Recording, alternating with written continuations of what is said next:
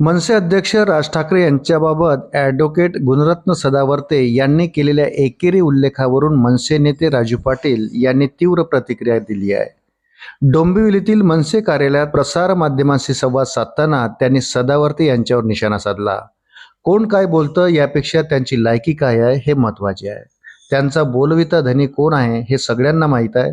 त्यांना जे पाहिजे ते आपण द्यायला नको, त्यामुळे अशा माणसाविषयी बोलायची आमची अजिबात इच्छा नाही, अशा शब्दात राजू पाटील यांनी सदावर्ते यांच्यावर टीका केली। यावेळी त्यांनी ॲडव्होकेट गुणरत्न सदावर्ते यांना सल्लावजा इशाराही दिला, फिरताना जरा जपून फिरा, कोणीही येईल आणि तुमच्यावर हल्ला करेल आणि त्यानंतर तुम्ही आमच्या मनसेचं नाव घ्याल, असे वक्तव्य करत त्यांनी संताप व्यक्त केला। डोंबिवलीतील आमदारांना आता आगरी समाजाची आठवण झाली आहे। आनंदाची बाब आहे। खरं म्हटलं तर त्यांची ही 4थी टर्म आहे आणि 3ऱ्या टर्ममध्ये त्यांनी स्मारक बांधलं होतं, त्यासाठी त्यांचं अभिनंदन केलं पाहिजे। अशाच प्रकारे प्रत्येक समाजाची दखल घेऊन त्यांनी कार्य केले तर चांगले राहील। डोंबिवलीतील शौर्यगाथा कार्यक्रमाला मी पण जाणार होतो, मात्र मी बघितले त्या कार्यक्रमात सर्व कमळची चिन्ह लावून बसले होते, म्हणजे एका पक्षाचा कार्यक्रम होता, त्यामुळे मी जाणे टाळले।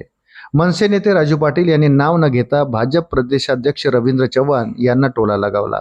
डोंबिवलीतील आन मान ठाकूर शौर्यगाथा या कार्यक्रमावरून राजू पाटील यांनी रवींद्र चव्हाण यांना लक्ष्य केले। शनिवारी डोंबिवलीत रवींद्र चव्हाण यांच्या नेतृत्वाखाली हा कार्यक्रम पार पडला होता। या कार्यक्रमात भाजपचे स्थानिक सर्व नेते कार्यकर्ते उपस्थित होते। या कार्यक्रमाला मनसे नेते राजू पाटील यांना देखील आमंत्रण होतं, परंतु त्यांनी कार्यक्रमात जाण्याचे टाळले होते। यावरून अनेक तर्कवितर्क लावले जात होते। आता मनसे नेते राजू पाटील यांनी यावरून आपली प्रतिक्रिया दिली।